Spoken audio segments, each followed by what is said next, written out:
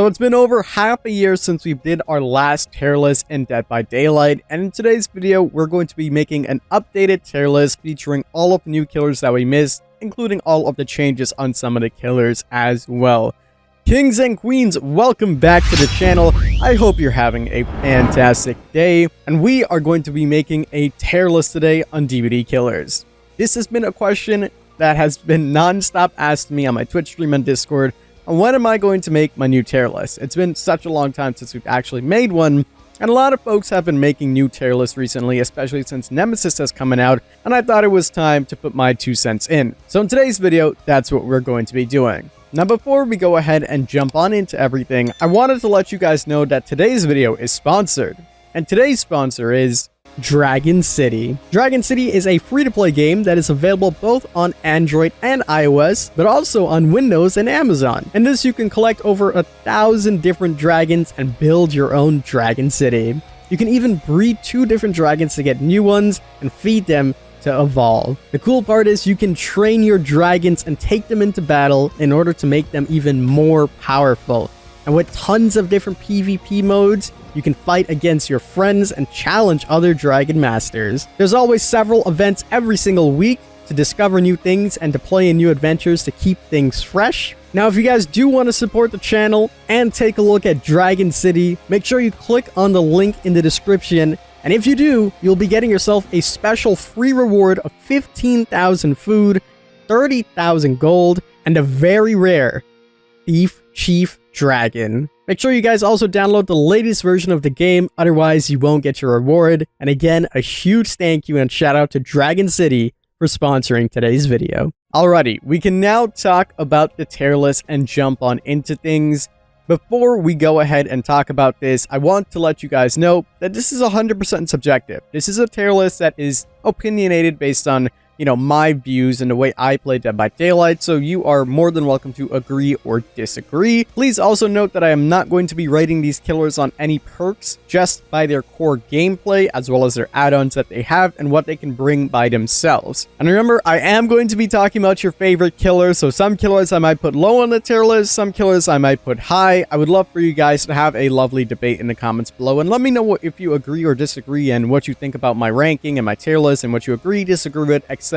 And let's have a nice, lovely discussion. Remember, as I said, this is objective, so if you go on just like shaming people for their opinions or anything like that, we'll just remove your comment because this is not what this is for, just to have a nice discussion. And a few final quick notes before we jump on into this. I'm basing this on red rank gameplay or experienced gameplay. Red rank doesn't really mean too much, but experienced players and, the highest level at which you can play these characters. And just because you get a 4K with this killer and you can make them viable does not mean they are a viable killer. It just means that you know how to play them well. Alright, let's jump on into it and start off with the main man, the Trapper. Now, I'm a Trapper main, but I have to be unbiased when it comes down to everything. Trapper's power originally when it came out was really, really interesting and really fun. With the entire sneak around aspect of DBD and just run and drop pallets, it worked quite well. However, as time went on and survivors started to understand that they can loop, that they can, disarm the survivor or killer's traps and just take their time to look at him and where he's placing traps, it's become more apparent that the Trapper has been falling down the ranks and becoming weaker and weaker and weaker. He doesn't have much map pressure considering he's only a 115 killer that is just standardly walking around. His power can be countered by the survivors by simply just disarming a trap, and you only get the most value out of it on traps that are well hidden and survivors running that route. Now, he does have some pros to him, with survivors, especially more experienced survivors, so accustomed to how they're going to loop and how they're going to run around tiles, you can get the upper hand on them when it comes to certain plays. As a Trapper main, I love to do this at the Killer Shack or certain loops where they just don't expect it, and it can have some really devastating snowball effect. However, even this does not make Trapper a very good killer. He's not viable at all, and the fact that you can completely negate his power really knocks him down a couple of pegs. For that reason, we're going to have to put the Trapper in the D tier. There's a lot of things that they could do to make the Trapper a lot better, and in every single tier list that I make, I said that in the future we will talk about these things, and I think we might start a series very soon on how we can amplify and make these killers better. And there's a lot of things that I would love to do to the Trapper to make him better, but as of now, standing where he is really not that much of a good killer. You still can get some good plays if you run something like Bloody Coil on him, get, all the survivors in the basement, and then trap it up, but realistically, you can do that with any killer if they're in the basement. So, sadly, my boy Trapper is going to be in the D tier. I would love to put him higher, but I just can't. Next on the list is the Wraith. Now, the Wraith, since he has received his updates, had become a lot more viable from where he was. Before, he was just a very nonchalant killer that couldn't get much done, and now he's not incredibly bad. He is somewhat decent. You can actually get some really good plays with him, especially running the right add-ons. You can run something like Copscomb Clapper to have absolutely no Wailing Bell, or you can run other add-ons to make it map wide, and this actually makes his power a little bit more viable. When invisible, he also has a little bit more pressure as he moves a little bit faster and performs his actions faster, so you can get away with doing things while cloaked. On top of that, you can sneak up on survivors if you're running the right add-ons, hugging around corners, but when you boil it down and you get rid of that aspect, because you're only going to be using that for stalking survivors or breaking pallets, whatever the case may be, you are, again, just a very early killer, just moving 115, and by early, I mean an early developed killer that hasn't received too much love, and you just move at 115. You continuously have to loop, and that's pretty much it. Now, what makes him different from the Trapper, I'm going to do a lot of comparing here, is that his power cannot be completely negated by survivors. Sure, you can flashlight him while he's invisible and things like that, but you only can do that for a certain amount of time before you run out of juices, and then he can continue to use his power. On top of that, you also have a lot more map pressure, considering you move a little bit faster, and especially if you use the right add-ons, you can move extremely faster to catch up with the survivors, keep the map pressure up. So in that sense, it works pretty well. Especially when it comes down to indoor maps and you're using the right add-ons, you can see where survivors may be and really get the upper hand on them. But he still does fall short when it comes down just to standard chases, as his power doesn't help him in a chase or during a chase. And for that reason, we're going to be putting the Wraith in the C tier. There's definitely improvements that I could make to him to make him a lot more viable, but for now, I think C is a very comfortable position to put him in.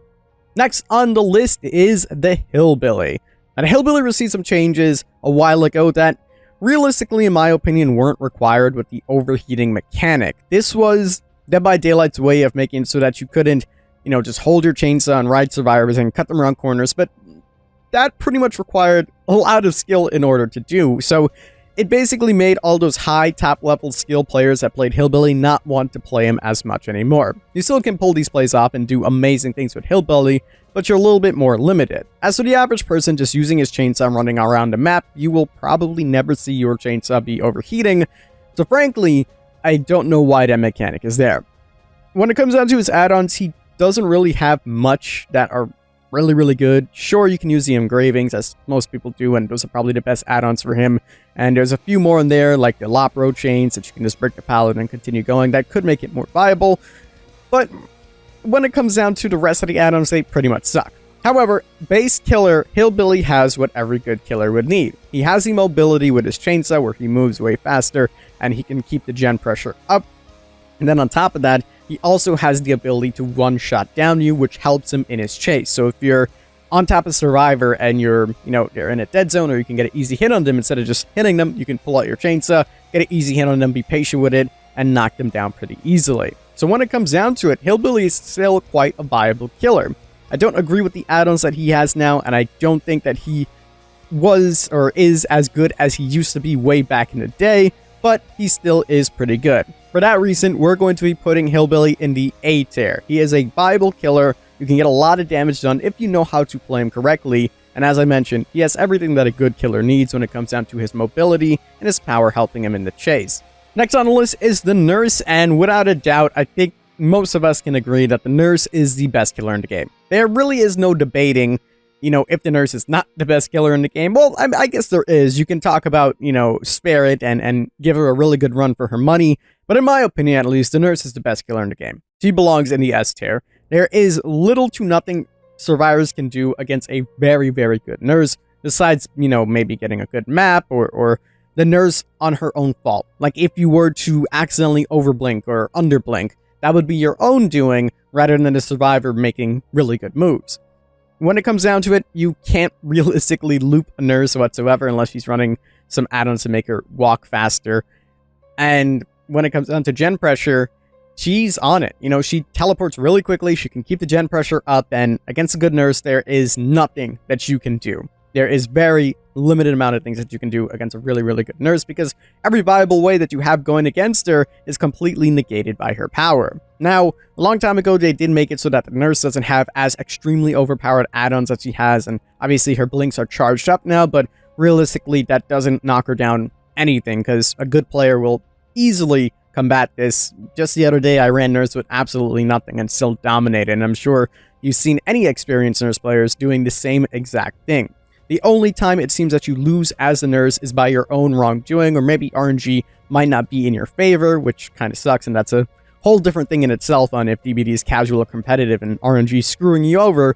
But when it comes down to it, Nurse is a very solid killer, and she belongs in the S tier because she's just absolutely amazing. It makes sense considering her name is Sally Smithson and she's in the S tier.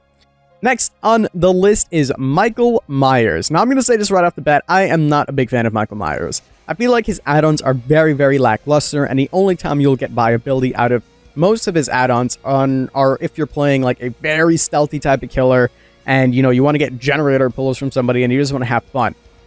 The only add-ons that are good are the ones that increase the amount that he stocks, and even then, that's just like the standard that most Myers run, unless you're running something like the Ultra Rares, which is a different story in itself. When it comes down to it, you basically have to earn your power before you can actually just go around and start bashing and killing people. It really, really sucks. You have to wait in order to get your power to become more viable, because in Tier 1, there's pretty much nothing that you can do, except if you can sneak up on the survivor, maybe grab them from a generator or something. It really sucks. It really, really does suck. When you're in Tier 2, you're just a regular killer. You just walk around. Normally, you're no better than the trapper because you have no traps, and you're forced just to, you know, stalk your survivors, and you just have to kind of sit there and wait as they loop around a pallet or run away or whatever the case may be, and just essentially watch as generators pop as you charge your power. Now, when you are in Tier 3, you have 60 seconds to knock down as much people as you can, or you can choose to knock one person down, and then, you know, pick up the survivor and continue to go. There's a lot of things that they can do to make Myers better, such as, you know, if you pick somebody up, your power gauge stops, and you can just charge them up, similar to how Ghostface works in a way, where you can, like, 99% charge somebody. But I don't think that will happen in the near future. And because of that, I'm going to have to put Myers at a very low C tier. In the past, I would put him in the B tier and make him a little bit more viable, but when you really look at the way that the game is played now, and survivors being very coordinated and very smart, popping generators and getting work done, by the time you charge your power up and you're ready to go ahead and start dominating, frankly, there's only 2 or 3 gens left. It's really late in order to start doing this. And sure, if survivors are altruistic and, you know, they run in a basement or they run to get on hooks and you're in Tier 3, sure, you can get some great snowballing effect going down, but that's dependent on the survivors and not necessarily your skill or what you can do. It's a really tall task, and for that reason, we are going to be putting Myers in the C tier. And I want him to be better. I love him because he's iconic, but sadly, I just can't do that. And in the past, as I mentioned, he used to be higher up, but just the way the game has been playing out now, when, you know, more people are playing more competitively, this is the way that I personally see him. I'm sure you guys can make arguments and you can push him a little bit higher, but that's where I'm going to be putting him. Next on the list is the Hag. Now, the Hag is a very underrated killer. She is really, really good and very viable if you can play her correctly. Obviously, she does move at 110% movement speed, but that is completely negated by the fact that she can place up to 10 traps and just teleport wherever a survivor goes. Now, obviously, as a survivor, you can crouch walk, and, you know, that does waste a lot more time, so it doesn't completely negate her power because you're wasting your time crouch walking, whether that's to a pallet generator, to an unhook, whatever the case may be. And most times, she really accelerates as soon as she has somebody on the hook. You just toss a couple traps around, you don't even need to put it directly in front of them, and as the survivors come in for the save, you can instantly teleport, keep the person on the hook pressurized, and hit the person that is going for the save. They either go for the save and you knock them down and just swap places, or they decide to run away and you still knock them down and get the job done. If you place your traps very smartly and you know how to play as the Hag, you can get some real damage done to any team, and the snowballing is just absolutely insane with her because it just keeps on going and going and going. It does take a little bit of time to set up, just like any trapping killer. like the Trapper or whoever else, so you have to obviously be patient with that and watch as a few gens pop. But when that snowball comes, it's very, very hard to stop the avalanche that is going to come with the Hag. And then there's add-ons that just really push her beyond, such as Rusty Shackles and everything else that she has. They're just really good, amazing add-ons for her that really amplify her power to an extent where it's very difficult to beat a good Hag. There's not too many Hag players, and that's why I say she's very underrated. I feel like a lot of people don't give her enough credit, but played well, a Hag is very difficult to combat. And sure, you know, you can use flashlights and things to disarm her traps, but it's such a tiny niche of players that would be doing that it renders the Hag very, very strong. And for that reason, we're putting in the A tier. She definitely deserves the respect, and back in the days I used to put her in the B tier. I really do think that the Hag belongs in the A tier. Next on the list is the Doctor. Now, the Doctor is a very interesting character. He is what I would say one of the more balanced characters in the game. You don't really have a lot of those characters in the game right now.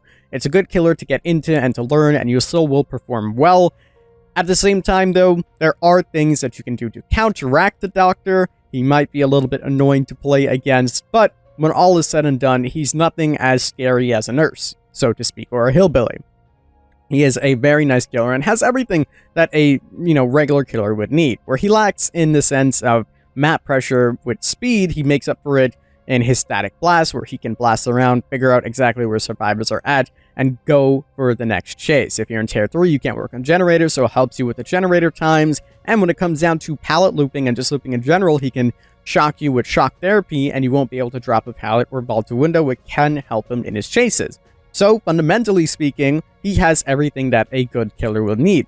However, there is counterplay that you can use against him in order to, negate his power by, dodging his shocks and things like that, vaulting a little early, dropping pallets a little early, whatever the case may be. And of course, there's a spice of RNG that could mess up the Doctor in some cases, but all in all, Doctor's pretty good. He will be directly in the B tier for me.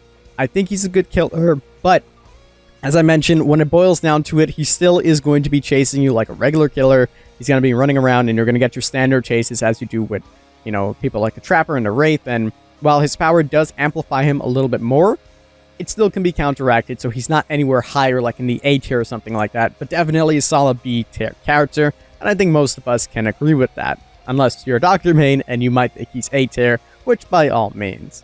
With that being said, it is now time to talk about the Huntress. Now, Huntress for me back in the days used to be a character that was always in the A tier. I always thought her power was absolutely amazing, and being one of the first projectile killers that we've seen in the game, I always held her at a very high standard. I often compare her power to a lot of the other projectile killers that we have now, and every time I think about it, I always put the Huntress on top. I think she is a very, very, very viable character. And a lot of people, again, don't give her as much respect as she deserves because you don't really see too much Huntresses going on. I think of someone like the elite Huntress players that are playing right now, and it's really difficult to, counteract her. Now, obviously, again, she is 110 movement speed, and because it is, harder for her to keep up the generator pressure that's currently going on. Also, I don't know why I have these headphones on. We probably could take them off. They're suffocating my head. But, yeah. She is a 110% movement speed killer, so it's a little bit harder for her to keep the generator pressure up, but you still can toss extremely far shots, and sometimes you can get lucky. You can zone your survivors very easily if you're just lifting up a hatchet, waiting, and just looking where the survivor's going, and if you're fairly accurate, you'll easily down them. When it comes down to looping, now, if you're playing against a good survivor, they can bait you out with the pallet drop, and you lift up the hatchet, and they continue running. But obviously, against a good Huntress, you don't really fall for things like that. You just eat the pallets then, or get the hit on them, whatever the case may be. So her power does help her in the chases. You can get some really sneaky shots, like if you're at the killer shack and you mind game and toss a hatchet in. So you can do those things well.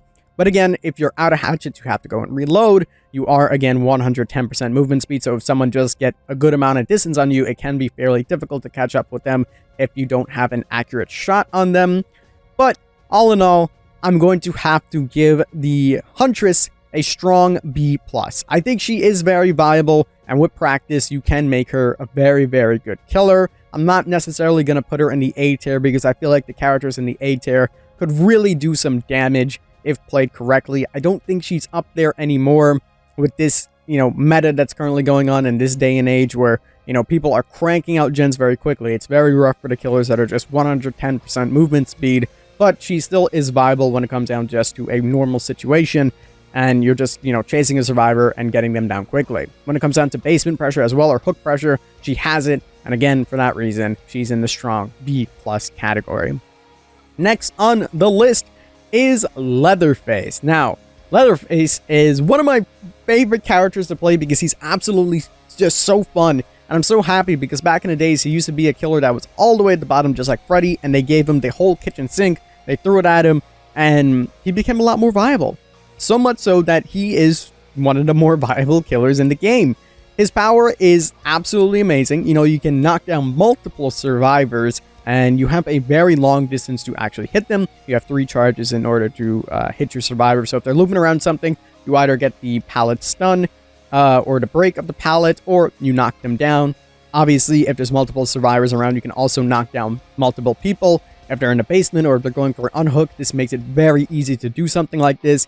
Most people run borrowed time, but even that can be counteracted with his power. Now again, he is just a 115 killer, so you can loop around, certain pallets, and similarly to Huntress, if you bait out a pallet, he might rev the saw to break it, and you can continuously run, but you have to be careful because if he continues to use his saw, he might be able to catch up to you as he does move a little bit faster.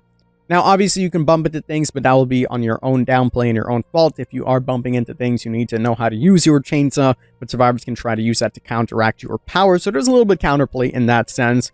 But when it boils down to it, that power of just knocking down survivors and knocking down multiple survivors at a time, keeping up that hook pressure and things like that, really outweighs the fact that he's just a 115% killer and he, can't keep all the gens prioritized. If you play your cards right and, you make sure the gens are relatively close when it comes down to the end game, it's very hard to stop Bubba. The number one thing that you can do against him, obviously, is to vault, but then, if you waste your ball to use 3 vaults, it's pretty much game over for you, and if you're in a dead zone, it's pretty much game over to you, similar to Hillbilly. So, for that reason, we are going to be putting him in the B+ tier. He would be in the A tier, just like Hillbilly. However, as I mentioned, the one distinction between the two of them, besides, downing multiple survivors, is that Hillbilly just has that amazing map pressure that a lot of the newer killers don't really possess. So, for that reason, we will be putting him in the B+ tier. He still has great powers when it comes down to looping and counteracting it. Next on the list is Mr. Freddy. Now, I absolutely love Freddy. I loved Freddy, I should have said. They changed his power a little bit, which I didn't think they necessarily needed to do, but obviously the stats were a little bit more skewed, and it showed that Freddy was just overperforming from what they wanted. They changed some add-ons on him. They changed his pallets and snare times, but realistically, if you do know how to play Freddy and you still play your same game, you will typically do well. Freddy, again, just like regular killers that we've been talking about, has everything that a killer needs. His power helps him in chases, whether that's going to be snares or fake pallets. I personally like the pallets more than the snares, which is somewhat of a minority of a comment. A lot of people don't really like the pallets as much as they like the snares. People really enjoy the snares, which to each their own. It obviously slows down the survivors if they are running in a certain loop, and it can give you a lot more time to catch up with them. I personally like the fake pallets, especially as the game unfolds, because people will rely on them, they'll drop them, and they're like, oh no, and you get a really easy hit on them. And then, of course, when it comes down to map pressure, you can easily just teleport to any generator at any time, as long as your power is charged up, and put the pressure on. So for that reason, Freddy, he's still in the A tier for me. He is still a very viable killer when it really boils down to it, because his power helps him in the chases, and he has extremely good map pressure. There's not much more to say about him. His add-ons, amplify his power and make him a little bit better. Obviously, you have to run specific add-ons to get the pallets, but if you really think about it, when it comes down to it, and you're looping around and you run into a puddle, chances are Freddy is going to be getting that free, easy hit on you. Or if you drop a pallet, again, he'll be getting that hit on you. So all that's really left to do is to continuously loop. But if he has his puddle down or a fake pallet there, it's going to be really hard to do so, and you're forced to drop the pallet or take the hit.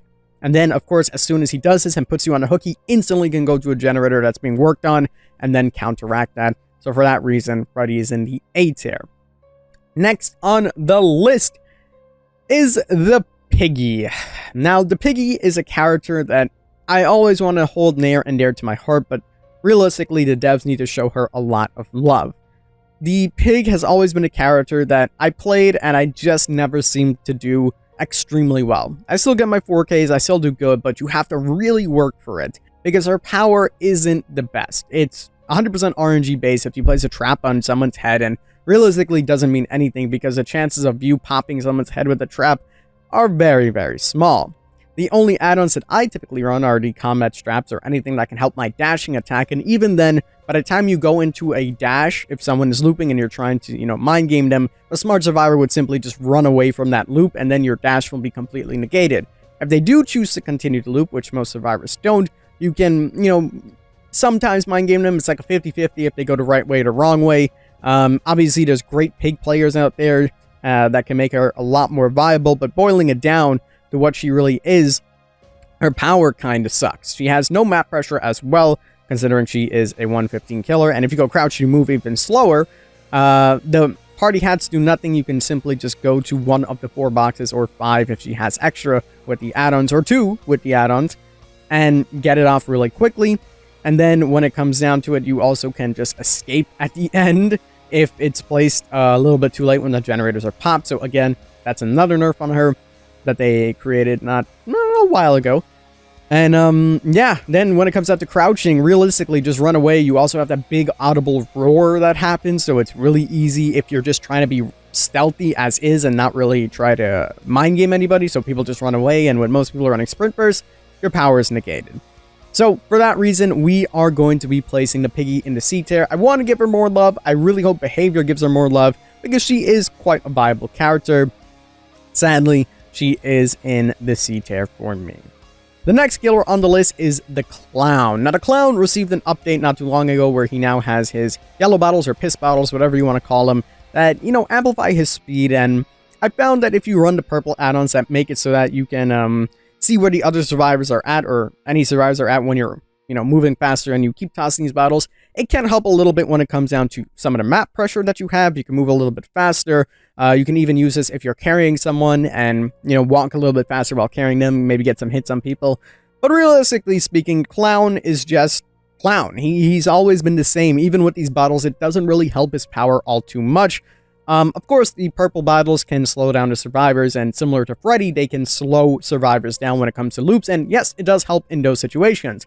However, unlike Freddy, you have to actually toss these bottles rather than them being stagnant in a place, so you have to be accurate with your bottles, which again is up to you, but survivors can easily dodge these bottles and go around, especially if you're tossing very far shots, and they can drop pallets prematurely, which will, still render his power a little bit useless, because you can either just avoid the loop completely and go to a different section, or you can just drop the pallet really early, and then when it comes down to it, Clown is just 115, so you're getting your standard chases that you normally do. You still can loop him around, you still can get your vaults, and sure, he can get some hits on you if he tosses the bottle at you, and, it slows you down from making it to a vault or a pallet. You're just the same old Clown with the same old power, doing the same old thing. And for that reason, Mr. Clown is going to be in the C tier for me.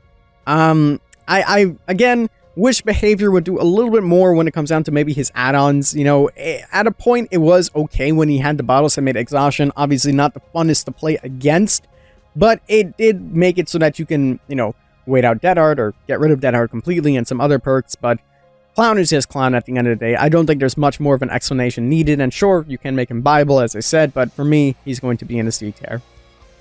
Next on the list is Spirit, and without a doubt, I think we all can agree that Spirit is one of the stronger killers in the game. Quite possibly the first or the second strongest killer in the game. Spirit has, again, everything that a good killer needs, and then some. She has the ability to, cut her loops down very shortly when survivors are trying to run away from her. She can just activate her power or even stand still and fake using her power to make it viable. When it comes down to map pressure itself, she can phase and move faster and find where the survivors are at, and you can do so much. And then on top of that, the then some is that survivors don't even know. There are chances, like there's little counterplays that you can do here and there, but realistically, it's not much for the average person to realize, or even, me to realize. And with all my hours in the game, I still can't tell, and against a good Spirit, there isn't much that you can do. Now, just like any killer, she is 110, and she does have to loop around, but as I mentioned, you can literally just stand still, and the survivor would start second-guessing if she's actually teleporting, if she's actually, you know, just standing still, whatever the case may be, and a smart survivor would just run to a different pallet, trail the scratch marks, maybe walk a little bit, but even then, the Spirit can just see if you're moving any grass, if you're making any noise, whatever the case may be, and pinpoint you exactly, even though she can't see you, and knock you down.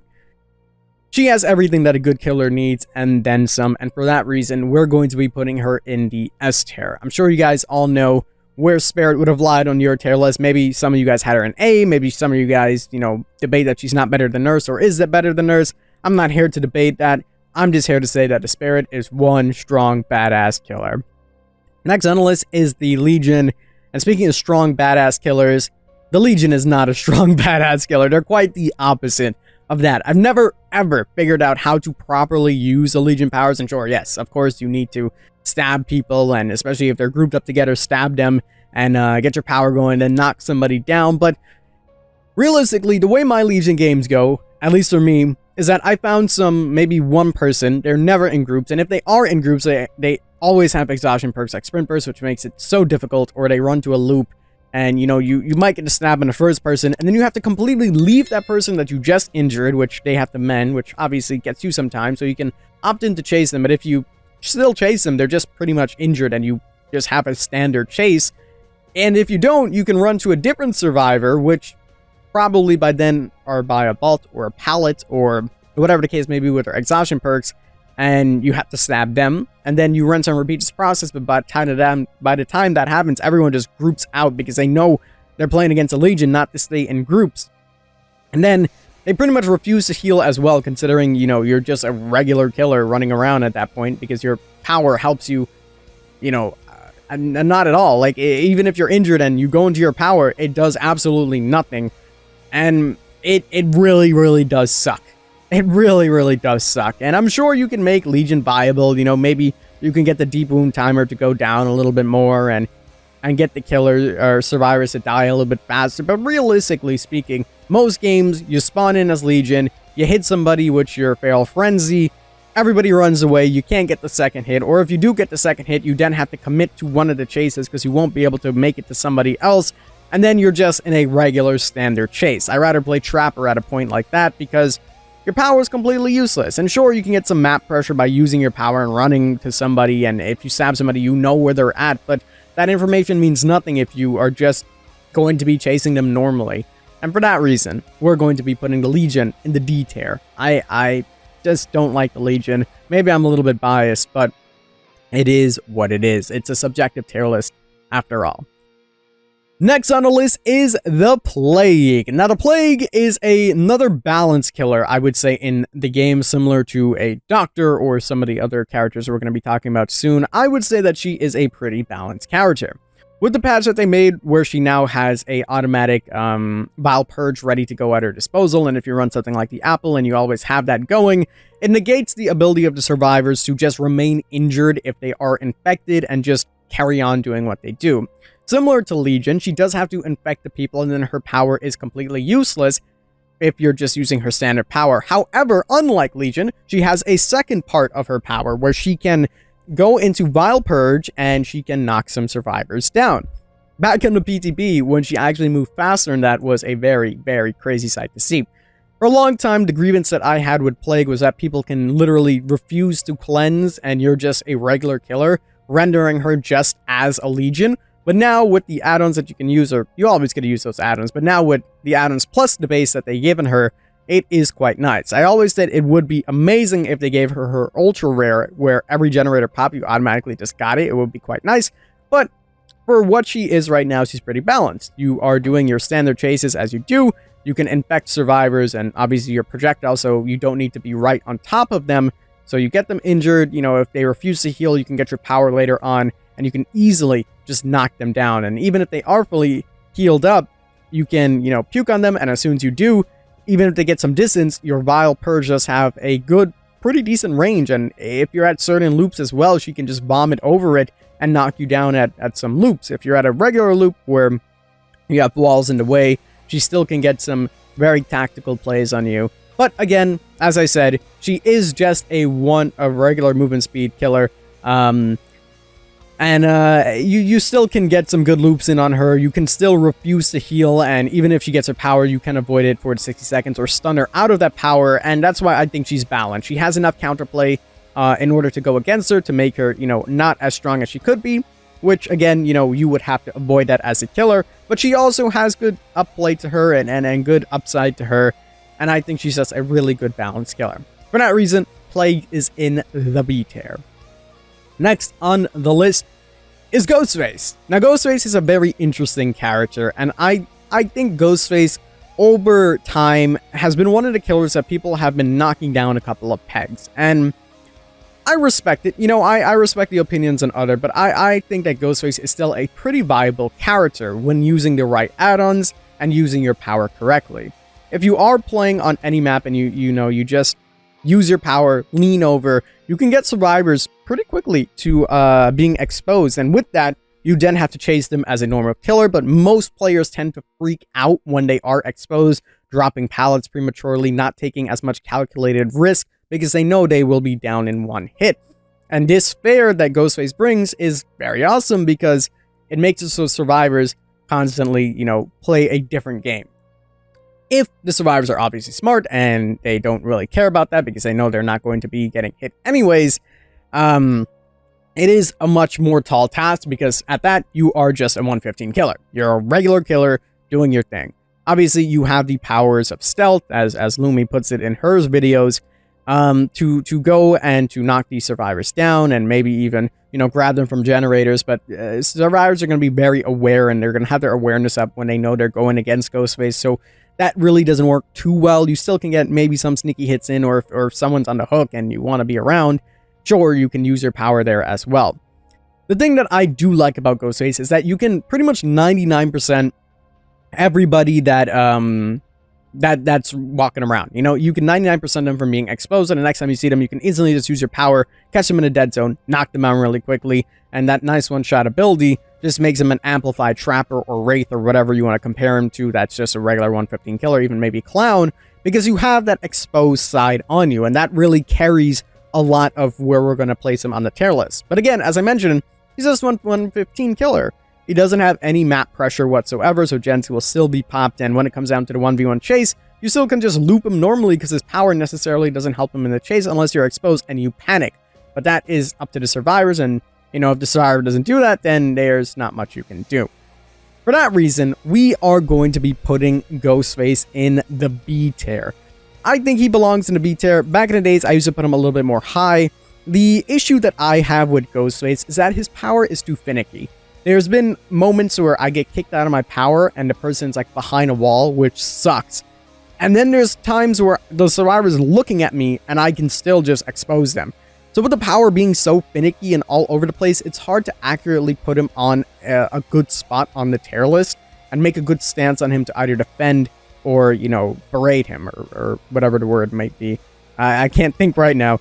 But, yeah, I wish his power was looked into a little bit more, and ever since the post-PTB, it's just been a little bit all over the place. But I think B is a fair place to put him. The exposed status definitely helps a lot more when it comes down to it, but again, he's still a 115 killer, and when we go down to the fundamentals, he only has one of the two required things to make him viable, and for that reason, I put him in the B tier. Demogoron is next on the list, and Demogoron is another very beautifully balanced killer. If you know how to play him correctly, you will do good. There's still RNG factors that can hinder you, such as the map or how your tiles are set up, but Demogoron is pretty cool. He has the ability, just like what we were talking about with Freddy and some of the other killers, to traverse the map. You obviously can't do this at your free will because survivors need to break your portals in order to you to place another one if you run out of time. But you have your portals to go around to keep the pressure up, so if you place them strategically and you use them correctly, this can help you quite a lot. And then, of course, you have your second ability, which is your Shred Attack, which can cut loops very quickly. If a survivor is running to a pallet or a window, you can simply Shred Attack and gain some massive distance very quickly in order to knock them down. If you're just, wanting to hit them as well, you can do that. And just like what we've been talking about, he has everything that a good killer needs. However, he isn't above and beyond such as the other killers because, obviously you can't use your power at will, such as the teleporting. You can't just be like, all right, let's go to here, like a Freddy, which is why Freddy's in the A tier and Demogoron is not. You can't just be like, all right, let's go here. You actually have to walk over to your portal, then go into the portal, do the entire animation, come out, and survivors obviously can break your portals as well. So if you're trying to use them and they break it, then you can't go there. You have to replace it. And if they don't break it, you have to basically use the portals that are on the field and get them to work in that sense. And obviously there is counterplay you can do to him. Survivors can, try to run around. You still can try to zone them or cut your loops short. But I think he's pretty balanced. I think there's enough counterplay on him that it can make it so that survivors would have an opportunity to play against him. And if you play a good game, it's difficult for them to do much, considering, you have their shredding attack. They might have to drop pallets early or whatever the case may be. But he's still just a standard killer at the end of the day, just with a little bit of extra spice, as I like to call it, that can cut the loops down a little bit more shortly, and he does have the ability to teleport around. And for that reason, we will put Mr. Demogoron in the B tier. I think that's where he belongs. He's a very balanced killer, and with the recent updates that they made to him, it's quite nice, but then they nerfed him as well, so it's kind of like, we'll have to wait and see what the entire story tells for the Demogoron. But for now, I think B is a nice place to put him. Oni is next on the list, and Oni is one hell of a strong killer. And I feel like he's been forgotten with all of these new killers coming on out. I don't really get to see Onis all too often. Oni has literally everything that a good killer needs. Very similar to the Hillbilly. He has incredible movement speed. He forces you to heal, which is something that, Hillbilly can't really do. You can just remain unhealed if you want, but I wouldn't be wise. But he forces you to heal because you will be powering him up. So by doing your job correctly, you will be rewarded. And you can easily get your power, just smack a couple survivors, get your power, go into rage mode. And the snowballing effect is absolutely crazy, considering you don't bump into walls like Hillbilly. You can use your mobility to your advantage, break pallets, keep going, knock a survivor down, knock multiple survivors down at that. And if you run an add-on like Top Knot, you will be unstoppable. And yeah, even if it comes down to the last second, like obviously you can negate Oni's power by, playing a stealthy game, not getting hit, but easier said than done. Eventually, if you're playing a good game as the Oni, you will find survivors, you will hit them down. And if you do something like that and you just get one hit and suck the blood up, even if it takes 2-3 gens to pop, when you do get your fury and you're running around, it's really hard to combat it unless you're cutting your corners really sharply. And, even then, you can flick with the Oni to a degree and get these survivors down quite easily. And then continue this because you still have some time. So it's basically like Michael Myers on steroids when you get into tier 3, except now you move at insane speeds and, you still have that same 60 seconds. And you could charge up way faster. So Oni, as I said, has everything that a good killer need and some fantastic add-ons that put his power above and beyond. For that reason, it's a very easy A tier to put the Oni in. And, yeah, I don't think there's much debate needed there. Next on the list is the Deathslinger. And Deathslinger he's an alright character. He's again one of those characters that you play for fun, they're balanced, and people enjoy playing as him. I'm not sure if people really like playing against him, but he's pretty cool. A long time ago, I said he was better than Huntress. I have then taken back those comments because it was a very early jump up the gun, and he isn't as good as the Huntress. He's definitely below the Huntress. At the end of the day, when it comes down to it, he's another 110 killer, which always, have to have a very good power to combat the 110ness. Obviously, he has his gun, so you can choose to shoot someone, bring them in, and hit them, or more smartly, you can hit them first, let them run, and then shoot them while they get that speed boost. If your accuracy is great, you'll reel them in. However, they can dodge this really easily, considering that the hitbox of the gun itself is so tiny, unlike the Huntress with her beach balls. So you have to be very, very accurate. When you do manage to hit them, you can obviously reel them in through windows, or if they do drop a pallet prematurely, there's not much you can do there, but you can, sometimes get them before the pallet. But again, it is dependent on RNG and some of the maps you get. If you're cutting, tight corners as 110, trying to rely on your power is much more difficult. And sure, you can, run some okay-ish add-ons that he has that makes it so that you can reel in faster or reload your gun faster. But at the end of the day, He's just a 110 killer, doesn't have much map pressure. He has one of the two things that we need. His power does help him in the chase, but not as much as someone like a Huntress or any other projectile killer. So for that reason, we'll be putting him in the B tier. I think if you know how to play him and you can, make him viable, he's a pretty decent killer, but there is a lot of counterplay against him.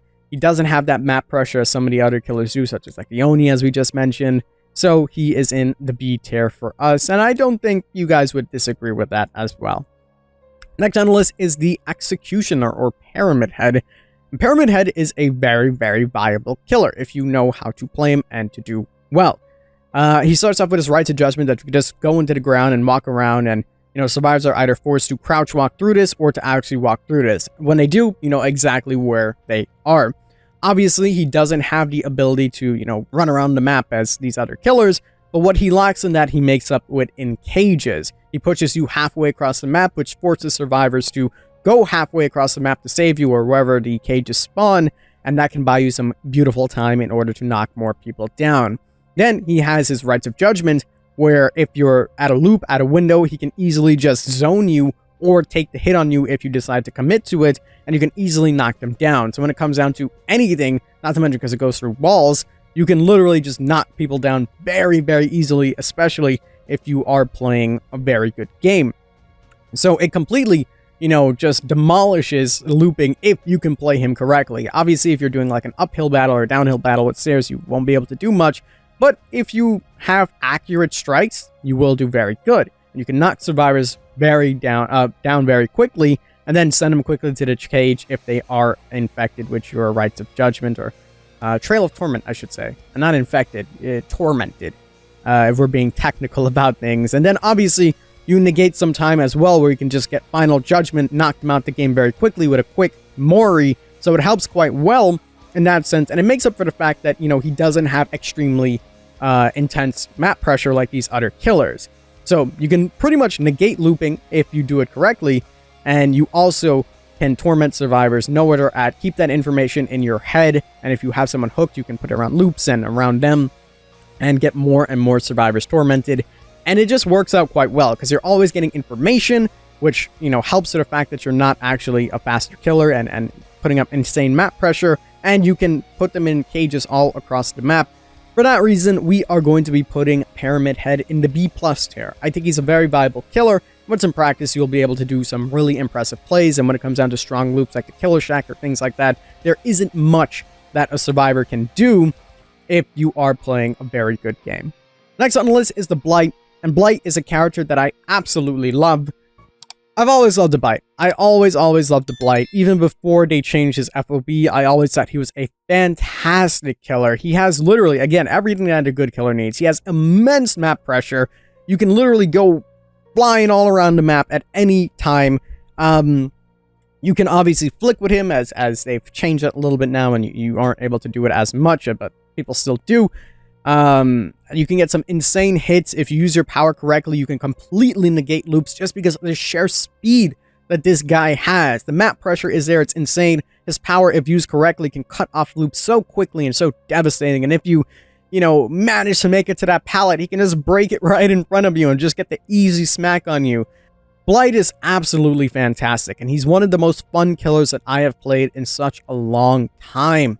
He is absolutely amazing, and I really, really do love him. I think he's great. I think he's fantastic, and I'm going to put him in the A tier.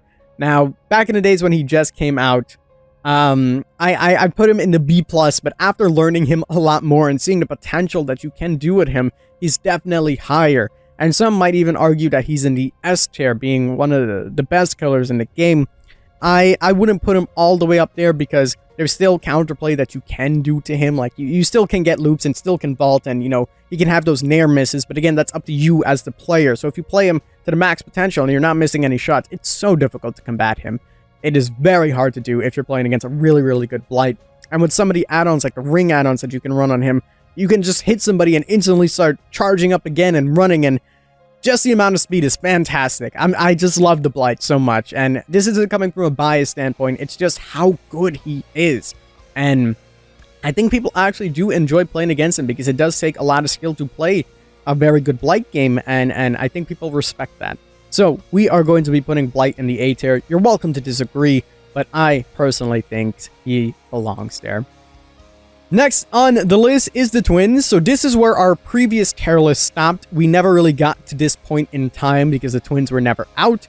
So the twins are up on the list, and twins are pretty interesting because it's the first character in the game that we actually pretty much have 2 killers, and you can have 2 separate map pressures with them essentially. You have Charlotte, who is your basic, 115, just walk around, standard, like Trapper. Look how far we've evolved, by the way, as we go down this tier list. Where I said Trappers, like those early development killers that are just 115, that's it. Now you have 115 and then some. You have Victor, who can literally move at insane speeds, pounce down to people, obviously give you the killer instinct to know if there's other people around as well. It stops you from working on generators and doing pretty much, just generators actually. You can do everything else. So that helps in the sense of pressure when it comes down to generators. So it makes up for the fact that you aren't a faster killer. But obviously there's 2 of you too. So if you just sit around or near a generator, you can have some pretty good pressure. Not to mention with Victor, you can have some insane snowballing if people are already injured and knocking people down. You can go through vaults if you are accurate, especially over pallets as well.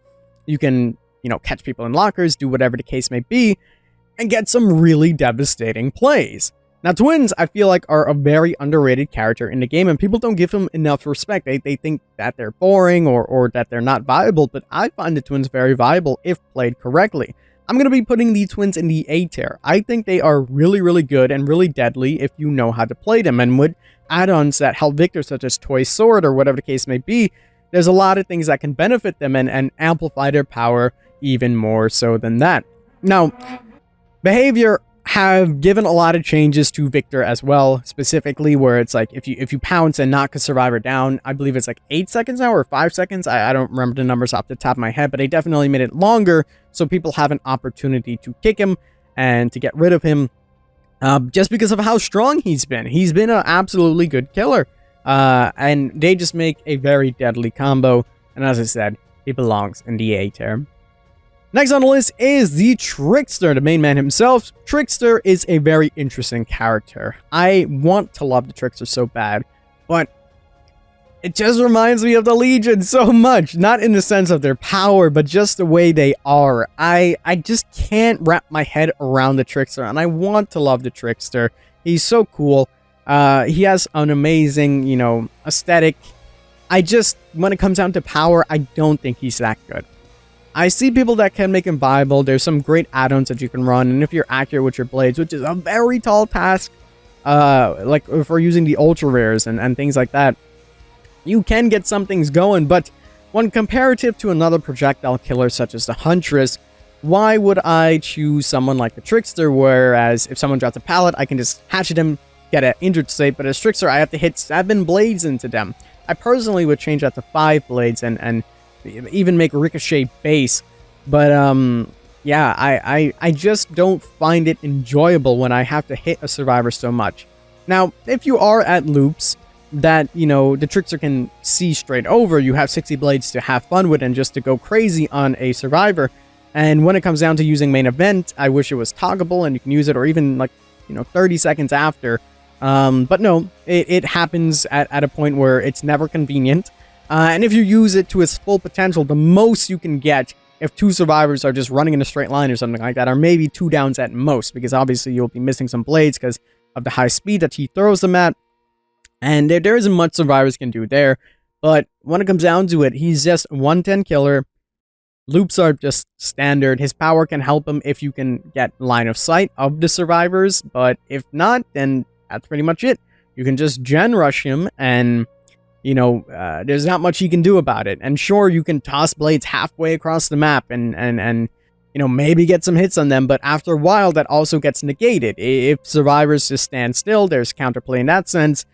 They're, I don't even know what it's called. They're whatever it's called. You guys know what I'm talking about. Their thing goes down. Their bar essentially goes down. I'm sure I'm going to remember it later on. But, yeah, I just don't find his power as good as someone like the Huntress or any of the other projectile killers in the game, even like the Deathslinger. I think he can use a lot of love, and that's a topic of discussion for another day. So I'm going to put him in the C tier. He's definitely better than, the killers in the D tier, but I'm going to be putting him into C tier just because I feel like you still can get some work done with him. Like, if survivors are just looping around a pallet, you can get an easy, hit on them and hit them with all of your blades and get them down. Laceration, that's what it's called. So you can get them into that state and knock them down to health state and then finish the job with your M1. But when it comes down to other projectile killers, I would prioritize them above him. So for that reason, we put him in the C tier. I'm sure if I learned him a little bit more, maybe my opinion would change on him. But again, as I said, subjective tier list. Finally, the moment you guys have probably been all waiting for, unless you skipped over here, well, hello, is Nemesis. Nemesis is the newest addition to Dead by Daylight, and Nemesis is pretty interesting. I think Nemesis is a pretty viable and good killer in the game. Obviously, he has his tentacle power, which simply put, you can hit zombies or survivors who charge up your power. But from tier 1 to tier 3, there isn't much incentive to go to tier 3. Obviously, throughout the game, you will get there, and your range becomes a little bit longer with your tentacle hit. And they made it now, and I think this is how it always was, but it's more apparent now. Even if you miss your attack and the survivor runs into it after, they still get hit with the tentacle. This does give them a pretty hefty movement speed, especially if they are not injured with the T-Virus already. So they basically have 3 health states of that.